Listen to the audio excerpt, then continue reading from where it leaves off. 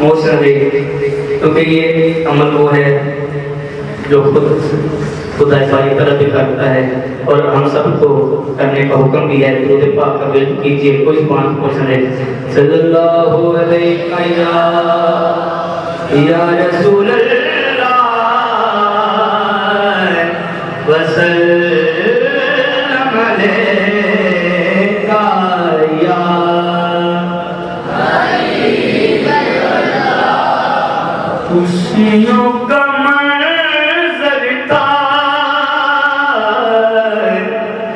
خوشیوں کا منظر تھا،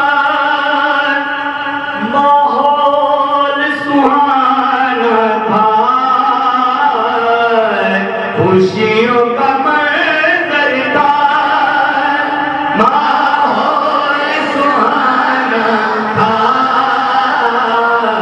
خوشیوں کا منظر تھا، ماحول سہانا تھا، عرش نہ کیوں سجتا سرکار نے آنا تھا، عرش نہ کیوں سجتا سرکار نے آنا تھا۔ شاعر نے ان اشعار میں حضور سرکار دو عالم صلی اللہ علیہ وسلم کے معراج شریف کا ذکر کیا ہے اور یوں تذکرہ کیا ہے رب ذوالجلال نے حضور کے معراج شریف کا، سبحان الذی اسریٰ بعبدہ لیلا من المسجد الحرام، پاک ہے وہ ذات جس نے اپنے بندے کو رات کے تھوڑے سے حصے میں مسجد حرام سے لے کر مسجد اقصی تک کی سیر کرائی۔ وہ مسجد اقصی الذی بارکنا حولہ لنریہ من آیاتنا، جس کے ارد گرد ہم نے برکتیں ہی برکتیں رکھی ہوئی ہیں۔ تو حضور کے معراج کے سلسلے میں جو خوشیاں ہوئی وہ کسی سے جو ہے وہ چھپی چیز نہیں ہے۔ حضور کے معراج کی خوشی میں رب ذوالجلال نے جنت سے جو ہے وہ سواری کا اہتمام کیا اور جس سواری کو براق کے نام سے جو ہے وہ موسوم کیا گیا، اور وہ جنتی سواری جب اس کا انتخاب کیا گیا تو حضور کی خوشی میں جو ہے وہ جھوم اٹھی اور اس سے پوچھا گیا کہ یہاں جو ہے وہ جھوم رہی ہو اور خوشی کا اظہار کر رہی ہو، رو رہی ہو اور خوشی سے وہ رو رہی تھی سواری، تو پوچھا گیا کہ آپ اس موقع پر جو ہے وہ رو کیوں رہی ہو؟ انہوں نے کہا کہ میں سب سے کمزور سواری تھی، لیکن رب ذوالجلال نے میرے اوپر فضل یہ کر دیا ہے کہ کملی والے آقا کی سواری کے لیے مجھے چن لیا ہے۔ فرش پہ نغمے تھے آقا کی رسالت کے، عرش پہ چرچے تھے آقا کی عظمت کے، فرش پہ نغمے تھے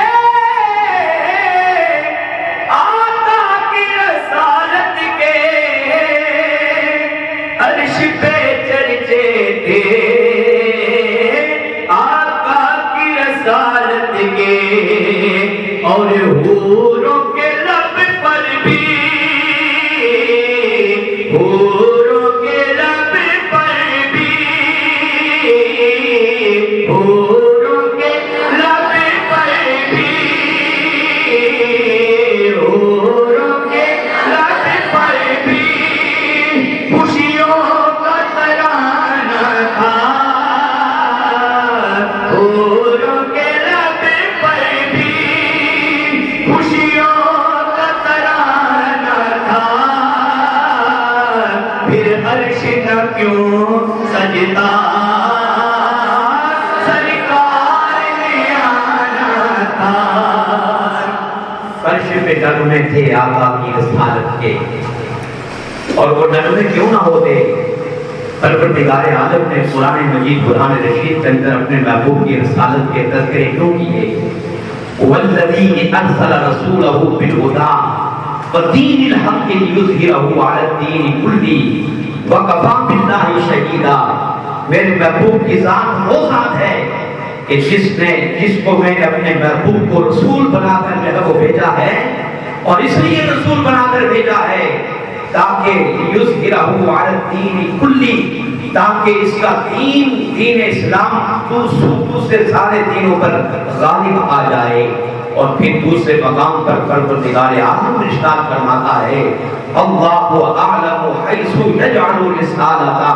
اللہ رب العزت سب سے زیادہ جاننے والا ہے کہ رسالت کو کہاں پر رکھا جائے۔ پھر دوسرے مقام پر پروردگار عالم ارشاد فرماتا ہے محمد الرسول اللہ،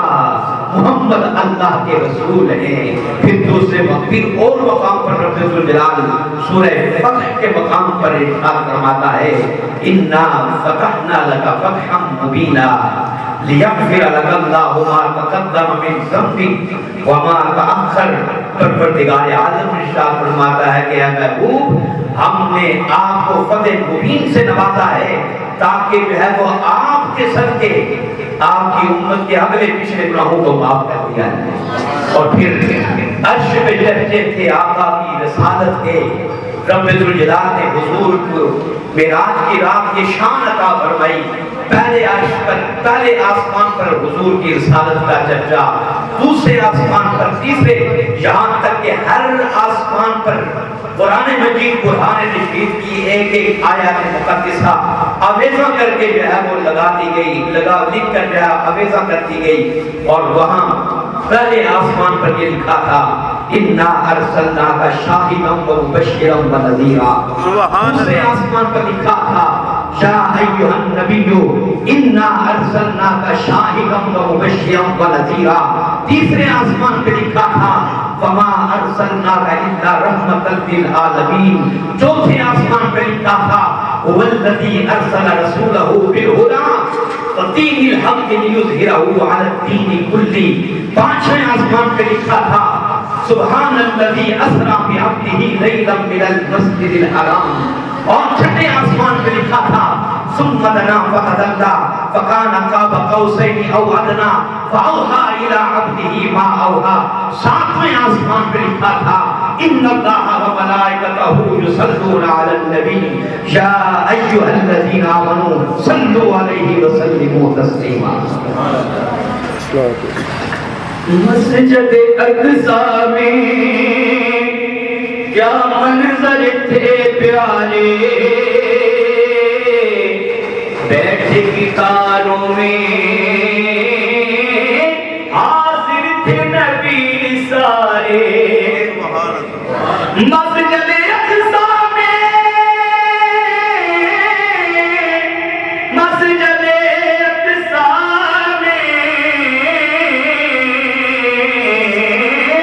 مسجد اقصی میں کیا منظر تھے پیارے، بیٹھے کتاروں میں حاضر تھے نبی سارے، اور آگے مصلی پر آگے مصلی پر سلطان زمانہ تھا، آگے مصلی پر سلطان زمانہ تھا، آگے مصلی پر سلطان زمانہ تھا، عرش نہ کیوں سجتا سرکار نے آنا تھا۔ وہاں پر شاعر حضور سرور کونین صلی اللہ علیہ وسلم کے استقبال کے سلسلے میں جو انبیاء رسول مسجد اقصی میں کھڑے تھے ان کا تذکرہ جو ہے وہ کر رہا ہے، اور جو ہی انبیاء کرام علیہ السلام کی نظر مصطفیٰ جان رحمت کی سواری پر پڑی تو وہ بول تھے جاء محمد سراج منیرا صلو علیہ کثیرا کثیرا، اور لوگوں جس کا ہم انتظار کر رہے تھے وہ ہستی تشریف لا چکی ہے، اب اس موقع پر ہم یہی کہیں گے وصلوا علیہ وسلموا تسلیما، کہ ان پر جو ہے وہ کثرت سے درود پڑھو اور کثرت سے جو ہے وہ سلام کے نذرانے پیش کرو۔ اور پھر یہاں پر یہ بھی منظر کشی کی جاتی ہے کہ سب انبیاء کرام علیہ السلام نے اس موقع پر یہ کلمات بھی عطا فرمائے اور حضور کی بارگاہ میں یوں سلام پیش کیے، السلام علیکہ یا اول، السلام علیکہ یا آخر، السلام علیکہ یا ظاہر، السلام علیکہ یا باطن۔ اور شاعر مشرق علامہ اقبال رحمۃ اللہ تعالی علیہ یہاں اسی کی منظر کشی کرتے ہوئے کہتے ہیں، نگاہ عشق و مستی میں وہی اول، وہی آخر، وہی قرآن، وہی فرقان، وہی یاسین، وہی آدھا۔ اور جبریل امین نے مصطفیٰ جان رحمت کا بازو تھاما، مصلی امامت پر جب وہ کھڑا کیا، شاہ جہاں پر منظر کشی کرتے ہوئے کہتا ہے، نماز اقصیٰ میں تھا یہی سر، نماز اقصیٰ میں تھا یہی سر کہ آیا ہوں میں نہ اول و آخر، کہ دست بستہ ہے پیچھے حاضر جو سلطنت پہلے کر گئے تھے۔ مصطفیٰ جان رحمت مصلی امامت پر کھڑے ہوئے اور پیچھے جو ہے وہ سب انبیاء اور رسول نے آپ کی ابتدا میں جو ہے وہ نماز پڑھی۔ منزل سدرہ پر جبریل نے عرض کیا، شاہد و عالم میں آگے نہیں چل سکتا۔ منزل سدرہ پر جبریل نے عرض کیا، شاہد و عالم میں آگے نہیں چل سکتا۔